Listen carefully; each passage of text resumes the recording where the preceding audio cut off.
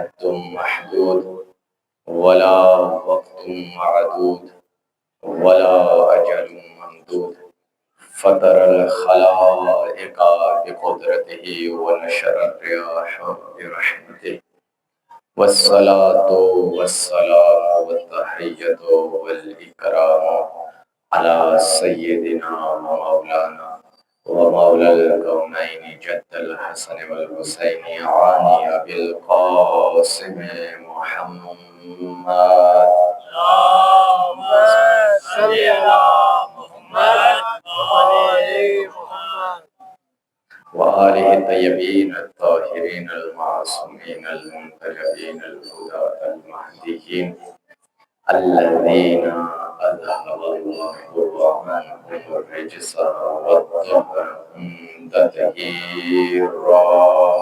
اللهم صل على محمد وآل محمد لا سيما بقية الله في الأرض الروح وإله العالمين له الفداء واللعنة الأبدية على أعدائهم أجمعين.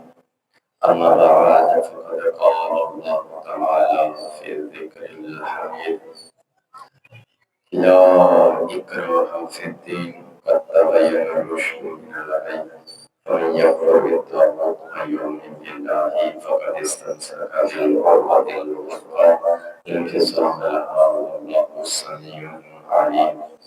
صلى الله عليه وسلم.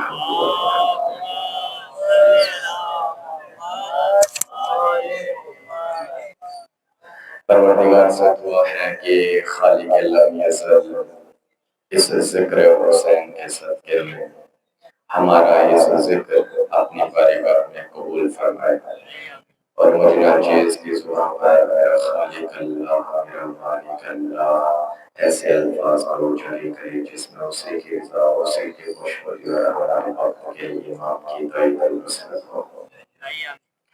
پروردگار سے دعا ہے کہ پروردگار عالم اس کے ظہور میں تعجیل فرمائے کہ جو ہر ظالم کے گریبان سے پکڑ کر کے خون صحرا کا انتقام لے گا. اور پروردگار سے دعا ہے کہ پروردگار عالم ہمیں اپنے امام کے لشکر میں امام کے ساتھیوں میں شامل فرمائے. دعاؤں کی قبولیت کے لیے اپنی اپنی دعاؤں کی قبولیت کے لیے اور مومنین کی حفاظت کے لیے بآواز بلند صلوات پڑھیں. اللهم صل على محمد وآل محمد. ابتدائے کلام میں حمد ہے اس خالق لم یزل کے لیے کہ جو خالق اللہ جو مالک اللہ اتنا کریم ہے اتنا رحیم ہے کہ جو شب کی تاریکی میں سیاہ چٹان پر رینگتی ہوئی چیونٹی کی آہٹ کو بھی محسوس کرتا ہے. تھوڑا جاگ کے میرے ساتھ تھوڑا سا بیدار ہو کے میرا پہلا فکرہ تھا تھوڑا سا میرے سامنے اگر تشریف لے آئیں تو مجھے پڑھنے میں آسانی ہوگی. صلوات پڑھیں محمد والے.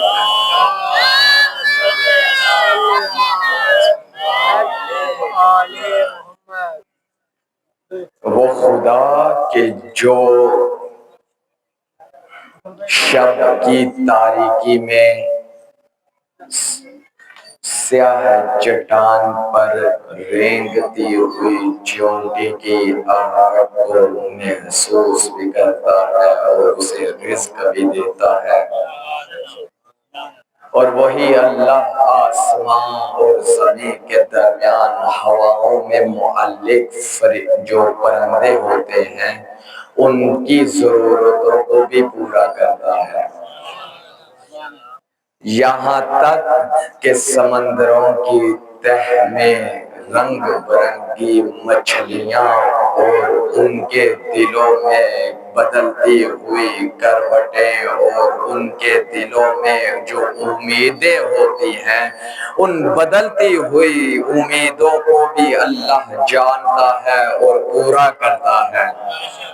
وہ اتنا کریم اللہ کہ جو چیونٹی سے لے کر کے پرندے اور پرندے سے لے کر کے سمندر کی تہوں میں موجود مچھلیوں کی بھی ضرورت کو پورا کرتا ہے، تو پھر کس طرح سے ممکن ہے کہ جو محمد مصطفیٰ نے 23 سال کی محنت سے امت کو اس طرح پروان چڑھایا ہو کہ یہ حیوانوں سے انسان بن جائے، اس کے بعد بغیر خلیفہ کے چھوڑ دے؟ حیدری آج یعنی اللہ سبحانہ و تعالیٰ کے عدل کا تقاضا یہ ہے کہ وہ خالق ہے، وہ مالک ہے، وہ ہر مخلوق کی ضرورت کو پورا کرتا ہے، تو پھر کس طرح سے محمد مصطفیٰ کی ضرورت کو پورا نہ کرے؟ یقیناً پورا کیا ہے۔ یہ اس وقت آپ کو معلوم ہوگا کہ جب آپ تعصب کی اینک اتار کر کے تاریخ کا مطالعہ کریں گے کہ اسلام کے ابتدا میں 10 سال کے علی کو خلیفہ بنایا اور آخر میں غدیر پر بھی علی کو ہی خلیفہ بنایا۔ لہٰذا عزیزو جوانوں، میرا موضوع جو تھا لا اکراہ فی الدین، دین کے انتخاب میں کوئی جبر نہیں ہے، قد تبین الرشد من الغی۔ میری طرف توجہ رکھیے گا، ہدایت والا راستہ اور گمراہی والا راستہ دونوں واضح کر دیے ہیں پروردگار نے۔ یہاں تک بات ہماری یہاں تک گفتگو پہنچائی تھی۔ ایک صلوات پڑھے محمد والے محمد۔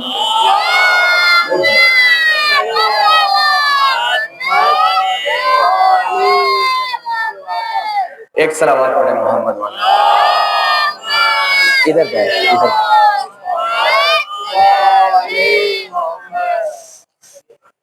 بس توجہ میری جانب رکھیے گا اور ان کو بھی کہیں کہ جلدی سے خاموش ہو کے بیٹھ جائیں۔ لہٰذا پروردگار عالم ارشاد فرما رہا ہے کہ ہم نے حق اور باطل کو بڑا واضح کر دیا، اور رسول اللہ صلی اللہ علیہ وسلم نے بھی حق اور باطل کا معیار اس امت میں اہل بیت کو رکھ دیا۔ جس طرح قرآن فرقان ہے حق اور باطل میں فرق کرنے والا، اسی طرح اہل بیت فرقان ہے۔ لہٰذا یہاں تک بات مکمل ہو گئی تھی۔ اس کے بعد پروردگار فرماتا ہے کہ ہدایت والا اور گمراہی والا راستہ واضح ہے۔ فَمَن يَكْفُرُ بِالطَّاغُوتِ وَيُؤْمِن بِاللَّهِ فَقَدِ اسْتَمْسَكَ بِالْعُرْوَةِ الْوُثْقَىٰ، جس نے بھی گمراہی والے راستے کو چھوڑا، اللہ کے مقابلے میں آنے والے راستے کو چھوڑا، یعنی تبرہ کیا، اور کیا کیا؟ وَيُؤْمِن بِاللَّهِ، اور اللہ پر ایمان لایا، فَقَدِ اسْتَمْسَكَ بِالْعُرْوَةِ الْوُثْقَىٰ، اس نے اللہ کے سلسلے ولایت کو مضبوطی سے پکڑ لیا۔ یعنی معلوم ہوا ایک اللہ کے مقابلے میں آنے والوں کا بائیکاٹ کرنا ہے، تبرہ کرنا ہے، دوری اختیار کرنی ہے، اور دوسرا اللہ پر ایمان لانا ہے۔ پرسوں کے گفتگو جس کے ذہن میں ہے کہ میں نے 2 حدیثیں پڑھی تھی کہ اللہ سبحانہ و تعالیٰ کے قلعے میں کیسے داخل ہو، کہ اللہ کے عذاب سے کیسے امان پائے۔ آواز آتی ہے کلمۃ لا الہ الا اللہ حصنی فمن دخل حصنی امن من عذابی، کہ اللہ کا قلعہ جو ہے وہ کلمہ لا الہ الا اللہ ہے، جو بھی اس میں داخل ہو گیا وہ امان پا گیا، اور امام کی ولایت اس قلعے میں آنے کے لیے شرط ہے۔ اور دوسری طرف کیا تھا؟ ولایت علی ابن ابی طالب حصنی فمن دخل حصنی آمین من عذابی، کہ علی کی ولایت میرا قلعہ ہے، جو اس میں داخل ہو گیا وہ میرے عذاب سے امان پا گیا۔ یعنی معلوم ہوا لا الہ الا اللہ اور علی ولی اللہ ایک ہی سلسلے ولایت کی 2 کڑیاں ہیں۔ اگر اللہ کے قلعے میں داخل ہونا ہے تو شرط ہے کہ علی کے ذریعے سے آنا۔ چلے میں حدیث پڑھتا ہوں، کیوں اللہ سبحانہ و تعالیٰ نے ایک اور جگہ پر فرمایا، بہت مشہور حدیث، بہت معروف حدیث، اکثر جگہوں پہ لکھی ہوتی ہے، وَاعْتَصِمُوا بِحَبْلِ اللَّهِ جَمِيعًا وَلَا تَفَرَّقُوا، اللہ کی رسی کو مضبوطی سے پکڑ لو اور تفرقہ نہیں کرو۔ اچھا یہ اللہ کی رسی سے مراد کیا ہے؟ کیا اللہ کی رسی سے مراد یہ ظاہری رسی ہے جو اوپر سے لٹک کے اور اس کو تھامے؟ آئیں قرآن میں اللہ نے کہہ دیا کہ دیکھو اگر تم اللہ کی رسی کو پکڑو گے تو تفرقہ نہیں پھیلے گا۔ یقیناً یہ وہ رسی نہیں جو آپ ادھر دیکھ رہے ہیں، بلکہ یہ اللہ کا سلسلہ ہے کہ جو تمہیں اللہ تک پہنچائے۔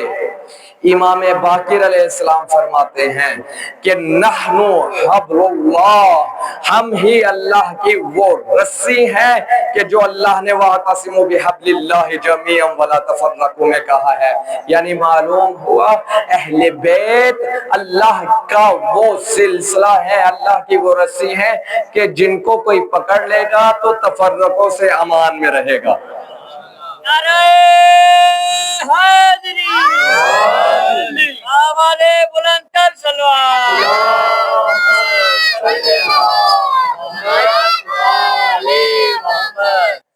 توجہ میرے ساتھ ہے؟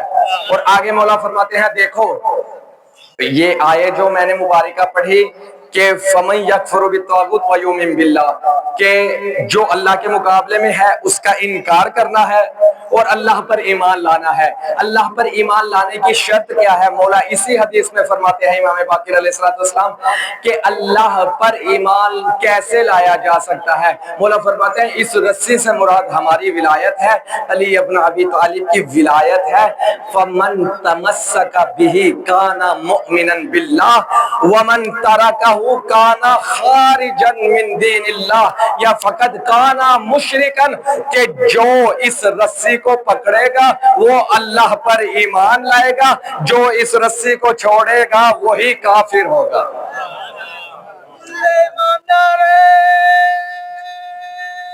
مل کے نعرہ حیدر، زندہ رہو، سلامت رہو، حسین سماعتیں، عظیم سماعتیں رات کے اس پہر میں بھی بڑی بیداری سے سن رہے ہو۔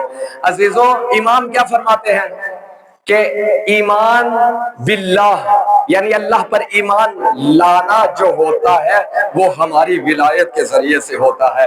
اور اس آیے مبارکہ میں اللہ نے کہا فَمَن يَكْفُرُ بِالطَّاغُوتِ وَيُؤْمِن بِاللَّهِ، کہ جس نے اللہ کے مقابلے میں آنے والے کا انکار کیا اور اللہ پر ایمان لایا، فَقَدِ اسْتَمْسَكَ بِالْعُرْوَةِ الْوُثْقَىٰ، وہی ہے کہ جس نے اللہ کے دامن کو تھام لیا۔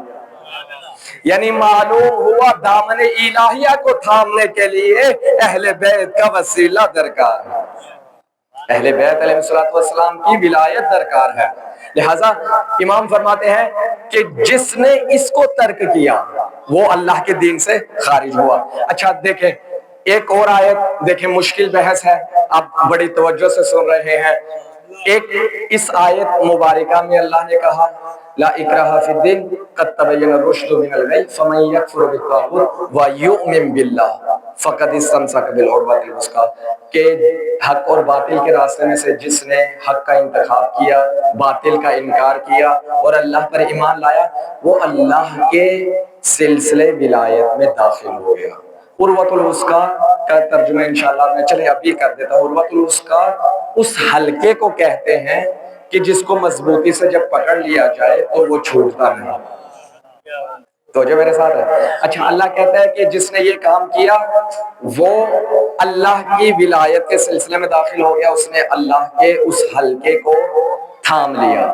ایک اور آیے مبارکہ ہے، اس میں اللہ سبحانہ و تعالی فرماتا ہے کہ من یسلم وجہہ الی اللہ وہو محسن فقد استمسک بالعروۃ الوثقیٰ، کہ جو بھی اپنی توجہ کو اللہ کی طرف کرے گا یعنی اپنا رخ اللہ کی طرف کرے گا اور وہ محسن ہو، تو جو رخ اللہ کی جانب، دوسری شرط یہ ہے وہ محسن ہو یعنی نیکوکار ہو، یعنی نیکی کرنے والا ہو، یعنی محسن ہو، تو پھر اس کی جزا یہ ہے کہ وہ اللہ کے سلسلے میں آ جاتا ہے۔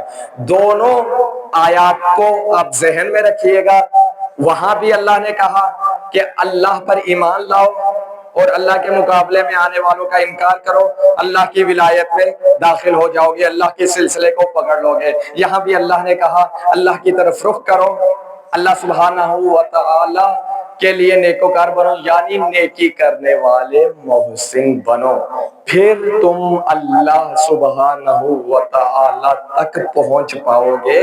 اور وہ عروۃ الوثقی یعنی وہ جو اللہ کا حلقہ ہے کہ جس کو تھامنے کے بعد انسان کبھی بھی دھوکہ نہیں کھاتا، اس دنیا میں بھی عذاب سے امان میں رہتا ہے، اس دنیا میں بھی عذاب سے امان میں رہتا ہے۔ اب دیکھنا یہ ہے کہ اللہ کی طرف رخ کرنے کے بعد بندہ محسن کیسے ہوتا ہے۔ بندہ محسن سے کیا مراد ہے؟ نیکی کرنے والا، احسان کرنے والا۔ تو جو میرے طرف ہے، یعنی کہتے ہیں نا حسنہ، ربنا آتنا فی الدنیا حسنہ، کہ اللہ ہمیں دنیا میں بھی حسنہ عطا کر، حسنہ یعنی نیکی، وفی الآخرۃ حسنہ، اور آخرت میں بھی حسنہ عطا کر۔ اب دیکھنا ہے یہ حسنہ، یہ نیکی ہے کیا؟ یہ دیکھنا ہے۔ کیوں؟ کیونکہ جو بندہ بھی حسنہ چاہتا ہے وہی محسن ہے، جو بھی اس کو انجام دیتا ہے وہی محسن ہے، اور جو محسن ہے وہی اللہ کے سلسلے میں وابستہ ہو جاتا ہے۔ اور رسول کی حدیث پڑھتے ہیں، رسول اللہ فرمائیے حسن سے کیا مراد ہے، حسنہ سے کیا مراد ہے، نیکی سے کیا مراد ہے، کہ ہمیں پتہ چلے کہ نیکی کیا ہے، اس کے ذریعے سے ہم اللہ کے سلسلے تک پہنچ سکیں۔ آواز لسان اللہ آتی ہے، وہ زبان کے جو وحی سے دھلی ہوئی زبان ہے، جو ناطق قرآن ہے، جو احمد مرسل کی زبان ہے، جو وما ینطق عن الہوی ان هو الا وحی یوحی والی زبان ہے، کہ جو اللہ کے اذن کے بغیر کلام ہی نہیں کرتی، وہ محمد مصطفیٰ کی زبان فرماتی ہے کہ دیکھو حب علی حسن لا یضر معها سیئہ، علی سے محبت ہی حسنہ ہے۔ کیا کہہ گیا میں، علی سے محبت ہی نیکی ہے، علی سے محبت ہی نیکی ہے، علی سے محبت ہی نیکی ہے، لا یضر مع سیئہ، اگر یہ علی والی نیکی ہوگی تو کوئی برائی اس نیکی کو نقصان نہیں پہنچا ہے۔ نعرہ حیدری، بلندر صلوات۔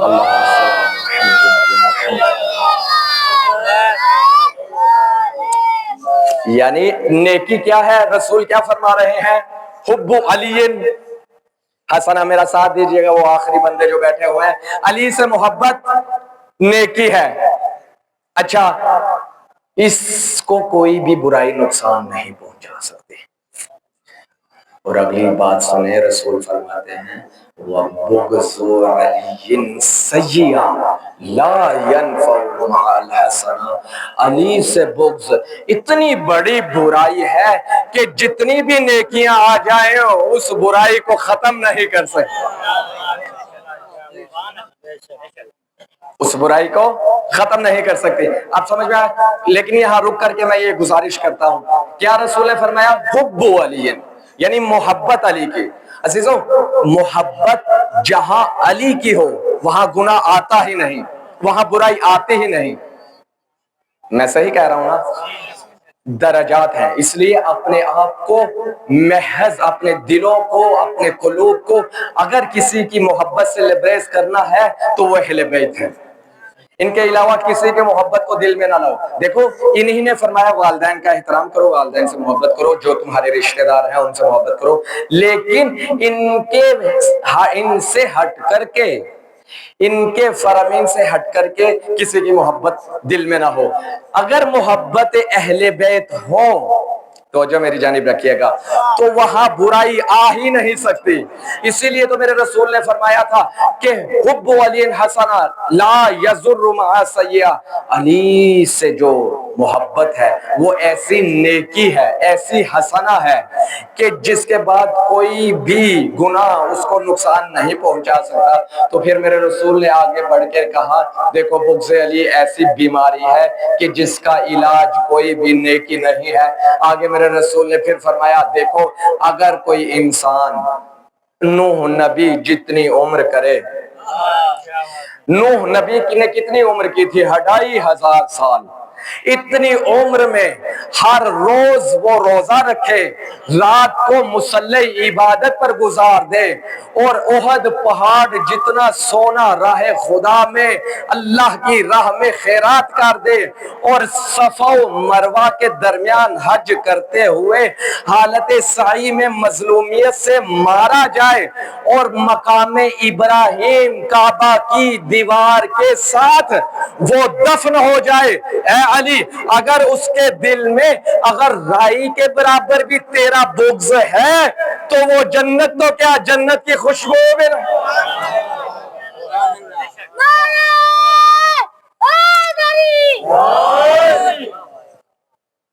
تو جو فرمایا آپ نے، لہذا اللہ کے سلسلے ولایت تک پہنچنے کے لیے ضروری ہے انسان محسن ہو، اور محسن نہیں ہو سکتا اس وقت تک جب علی کی ولایت نہ ہو۔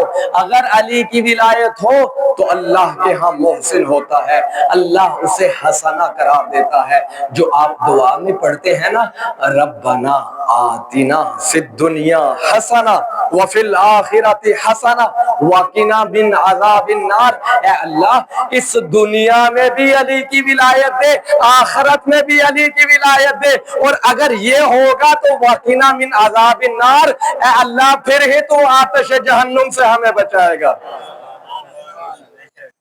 نعرہ حیدری۔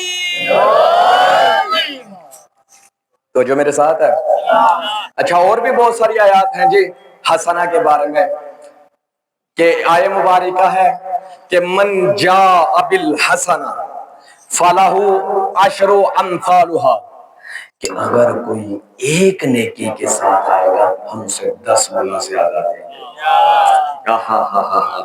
ومن جاء بالسیئہ، اور جو برائی کے ساتھ آئے گا اس کو اسی کا اجر ملے گا۔ یعنی اللہ سبحانہ و تعالی نے تمہیں خاص پیکج دیا ہے کہ اپنے اعمال کو علی کی ولایت کے ساتھ میرے تک لاؤ تاکہ اس کا 9 گنا زیادہ تمہیں اجر دے۔ صلوات پڑھے محمد و آل محمد پر۔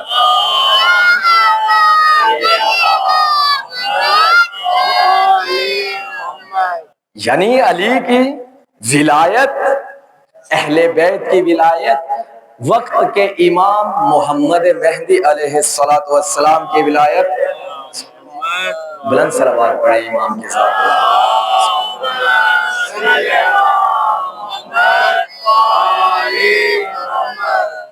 یعنی وقت کی حجت کی معرفت اور ولایت اتنا ضروری ہے کہ جب تک یہ نہ ہو تو کوئی بھی عمل قبول نہیں ہے۔ لہٰذا اس ولایت کے ساتھ اللہ تک پہنچو۔ اور عزیزو، ولایت صرف لفظوں کا نام نہیں، صرف اور صرف زبان ہلا دینے کا نام نہیں، بلکہ کردار کو اہل بیت کے مطابق ڈھالنے کا نام ولایت ہے۔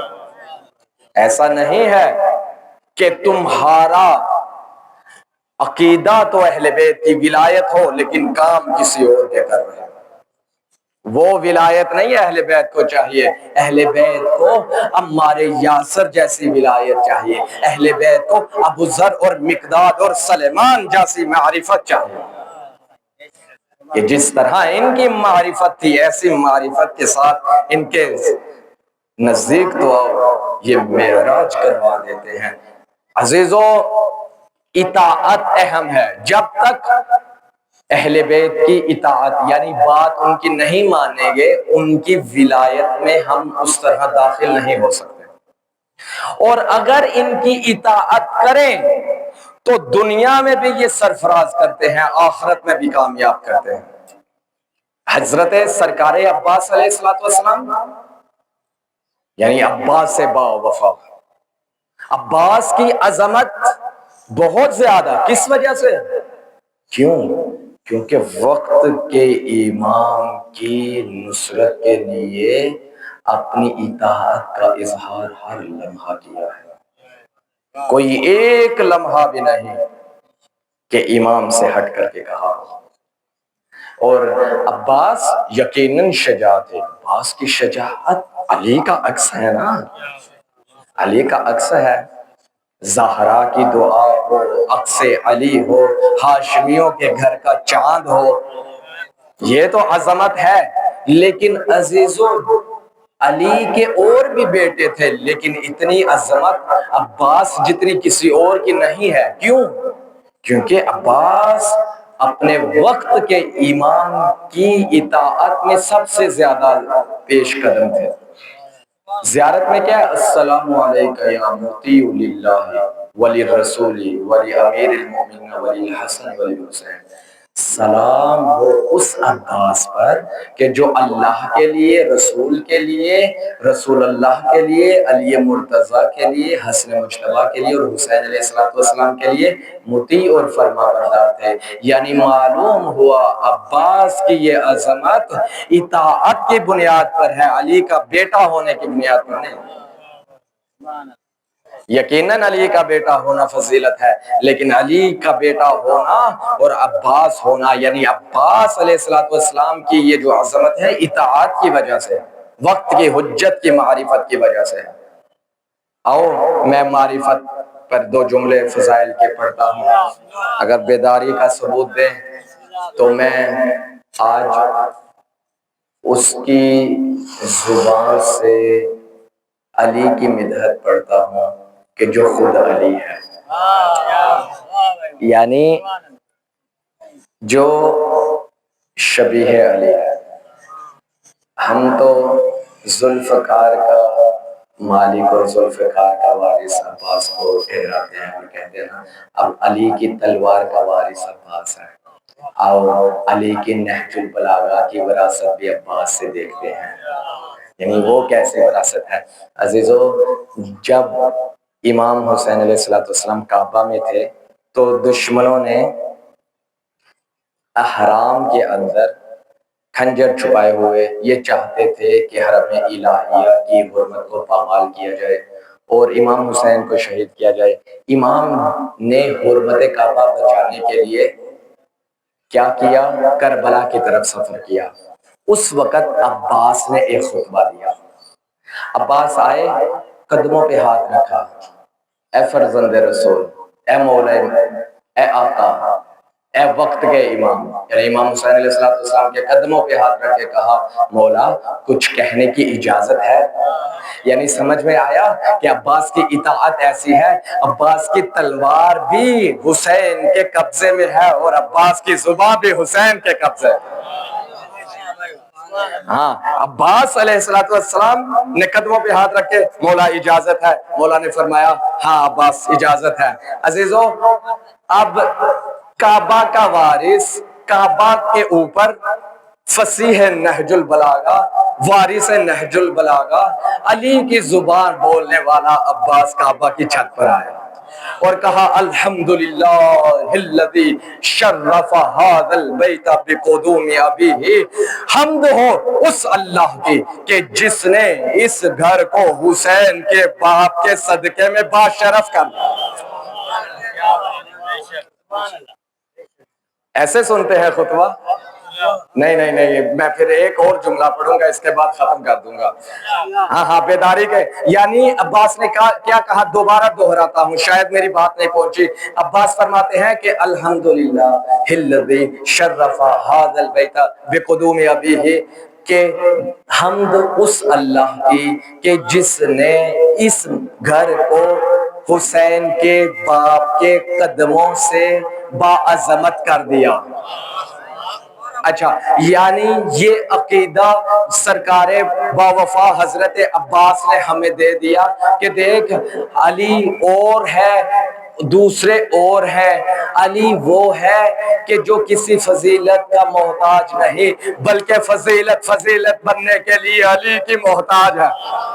ہاں ہاں یہ علم ہے کہ جو علی کے ہاتھوں میں آ کر کے باعظمت ہوتا ہے، یہ ذوالفقار ہے کہ جو علی کے ہاتھوں میں آتی ہے تو عام تلوار بھی ذوالفقار ہو جاتی ہے، یہ علی ہے کہ جس کی دہلیز پر تارا جھکتا ہے تو باعظمت ہو جاتا ہے، یہ علی ہے کہ جو ممبر پر آ کر کے لکڑیوں کے ممبر کو عظمت دیتا ہے۔ یہ عقیدہ ہمیں عباس نے سکھا دیا کہ دیکھو وہ اور ہیں کہ جو فضیلتوں کے پیچھے دوڑے، فضیلتیں جس کے پیچھے دوڑے اسے علی کا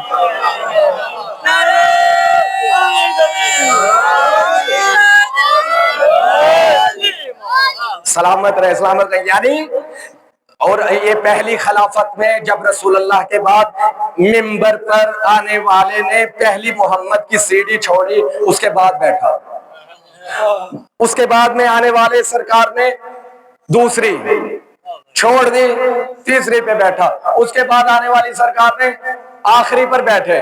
لوگ سمجھ رہے تھے کہ علی اب نیچے بیٹھیں گے، علی نے پہلے زینے پر قدم رکھا، دوسرے پر رکھا، تیسرے پر رکھا، وہاں بیٹھے جہاں محمد بیٹھتے تھے، اور بتا دیا کہ محمد کی مسند کا اصلی وارث اب آیا ہے، اور یہ فرمایا دیکھو یاد رکھو یہ لکڑیوں کا ممبر علی کو عظمت نہیں دے رہا، یہ علی ہے کہ جو اس کے وقار کو واپس پلٹا رہا۔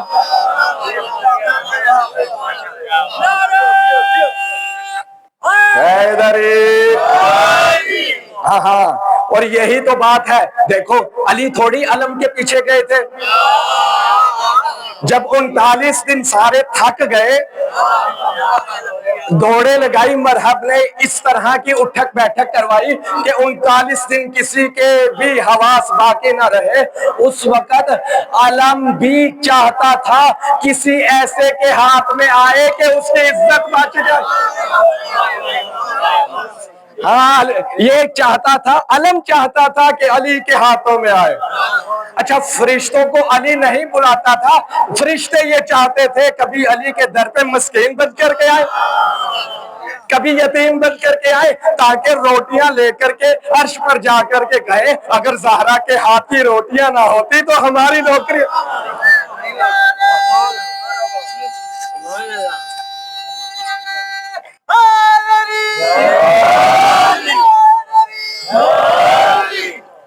یہ عباس نے عقیدہ ہمیں بتایا ہے، دیکھو فضیلتوں کے پیچھے جانے والے اور ہیں، علی تھوڑی ذوالفقار کا محتاج تھا، یہ ذوالفقار کی جو چاہتی تھی ید اللہ ہی ہاتھوں میں آ کر کے لا فتح الا ذوالفقار الا علی بنے۔ ہاں صلوات پڑھے محمد و آل محمد۔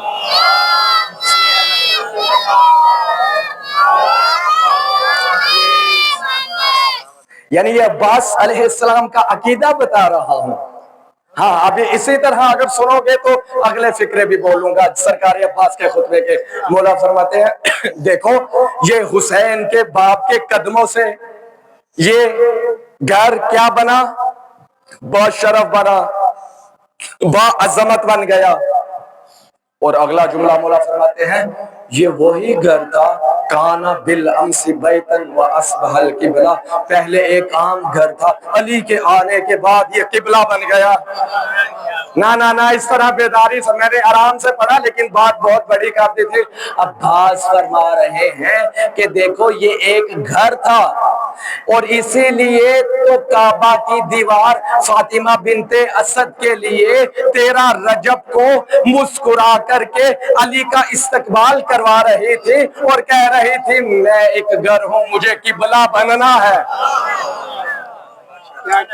مجھے قبلہ بنا دیجئے۔ یعنی علی کے قدموں کی وجہ سے میری پہلی تقریر پہلے محرم کی جسے یاد ہو، یعنی جس چیز کی بھی اللہ کے دین میں عظمت ہے وہ اللہ کے پیاروں کی وجہ سے ہے، اللہ کے محبوب ہستیوں کی وجہ سے ہے۔ تو جو میرے ساتھ ہے جی، اچھا یہی وجہ ہے، عباس بھی تو یہی فرما رہے ہیں، عباس مولا یہی تو کہہ رہے ہیں کہ دیکھو کانا بالامس بیتن و اصبح القبلہ، پہلے ایک گھر تھا، علی کے آنے کے بعد قبلہ ہو گیا، ایسے ہی ہے نا جی۔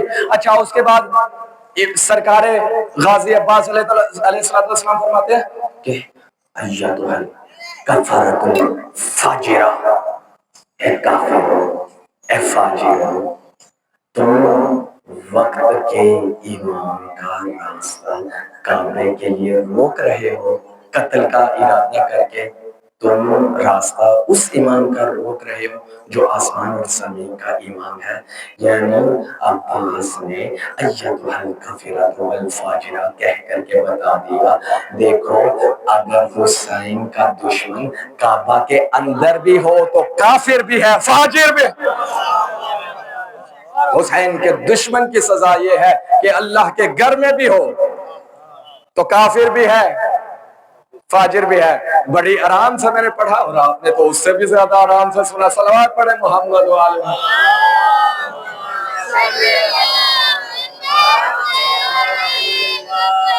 مولا فرماتے ہیں دیکھو یہ حجر اسود جس کے بوسے لینے کے لیے تم تڑپ رہے ہو، جناب سرکار عباس فرماتے ہیں قد استسلم الناس ویسلم یدیہ، سرکار عباس فرماتے ہیں جس کا بوسہ لینے کے لیے لوگ ترسیں اسے حجر اسود کہتے ہیں، اور حجر اسود جس کے ہاتھوں کا بوسہ لینے کے لیے ترسے اسے حسین،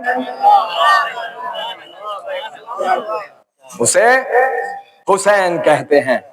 اچھا خطبہ طولانی ہے، ایک اور جملہ میرے مولا نے کہا، مولا نے کہا نا دیکھو یہ ڈرا رہے ہیں، یعنی ہم ڈر کی وجہ سے تو نہیں جائیں گے، ہم اسد اللہ کے وارث ہیں، ہم صاحب ذوالفقار ہیں، ہم موت سے تھوڑی ڈریں گے۔ اچھا یہ کس وقت کا واقعہ ہے؟ جب سرکار عباس 33 برس کے تھے، جب سرکار عباس 32-33 برس کے جوان تھے، یہ اس وقت کا واقعہ ہے۔ آؤ 11 برس کے عباس کا پہلے ایک واقعہ سنو۔ جب جنگ صفین ہوئی، جنگ صفین کئی دنوں پر مشتمل تھی، کئی مہینوں پر مشتمل تھی۔ اب جنگ صفین میں اپنے بابا سے اذن جہاد لے کر کے عباس میدان میں آئے۔ حالت کیا ہے؟ چہرے پر نقاب ہے، تلوار چلانے کا بھی بالکل اسی طرح کا طریقہ ہے کہ جس طرح یوں لگ رہا تھا کہ ذوالفقار چل رہی ہے، ید اللہ ہی ہاتھ چل رہے ہیں، دلدل پر بیٹھا ہوا عباس ہے، کبھی میمنے کو میسرے پر پلٹتا ہے، کبھی میسرے کو میمنے پر پلٹتا ہے۔ یوں لگ رہا تھا کہ ملک الموت شامیوں کے سروں پر راج کرتے ہوئے سر اڑا رہی ہے۔ اس طرح سے جب حملہ دیکھا نا سرکار عباس کا تو شامی یہ کہنے لگے کہ علی خود میدان میں آ گئے۔ مست کلندر ہم سب کا مولا، ہم سب کا مولا، یار حیدری۔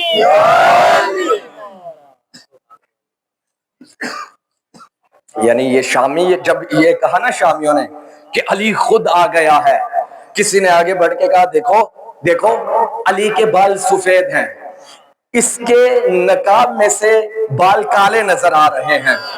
انہوں نے کہا ہاں علی پہچاننے کی ایک اور نشانی ہے۔ انہوں نے کیا وہ کیا ہے؟ انہوں نے کہا سارے مل کر کے حملہ کرو، اگر قدم پیچھے ہٹ جائے تو علی نہیں ہے، اگر قدم پیچھے نہ ہٹے تو علی ہے۔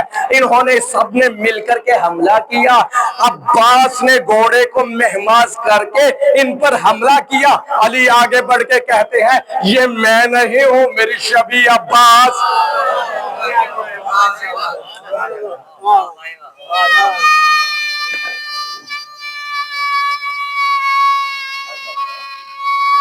حیدری۔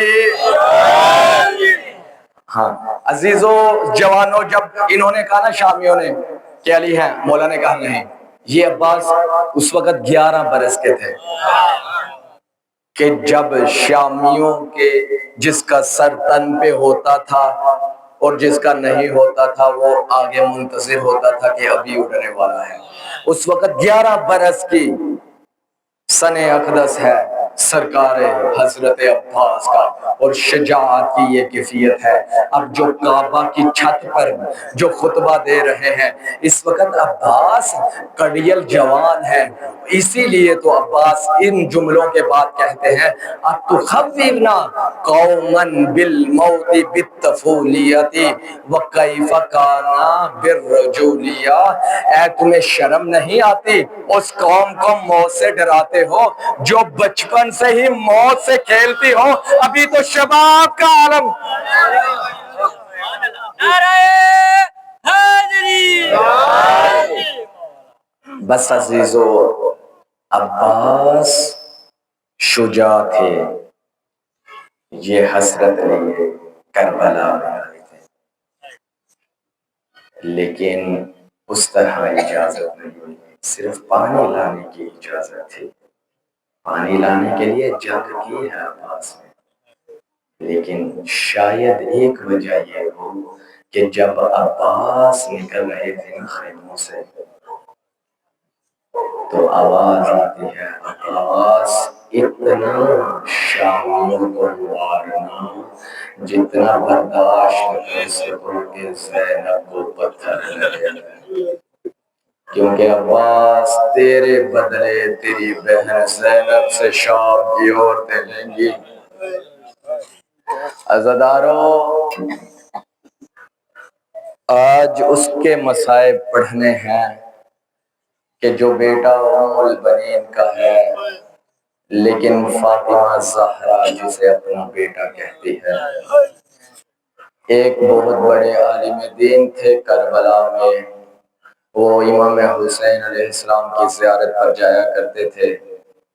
ایک دن سیدہ خواب میں آ کر کے کہتی ہیں اے شیخ تو میرے بیٹے کی زیارت کو کیوں نہیں جاتا؟ رو کے کہتا ہے بی بی میں ہر روز آپ کے بیٹے کی زیارت کرتا ہوں۔ بی بی فرماتی ہیں تزورو ابنی الحسین ولا تزورو ابنی العباس الا قلیلا، اے شیخ تو میرے بیٹے حسین کی زیارت تو کرتا ہے لیکن میرے عباس بیٹے کی زیارت بہت کم کرتا ہے۔ آج اس کے مصائب پڑھنے ہیں کہ جسے فاطمہ اپنا بیٹا کہے۔ عزادارو، 19 رمضان سن 40 ہجری ابن ملجم نے جو ضرب لگائی علی کے سر پہ، علی نے ساری اولاد کو جمع کیا اور امام حسن کے حوالے کر کے کہا یاد رکھو میرے بعد وقت کا امام حسن ہے، اس کی اتباع کرنا۔ عزادارو، اور کہا سارے کمرے سے باہر چلے جاؤ۔ تھوڑی دیر کے بعد آنکھ کھلی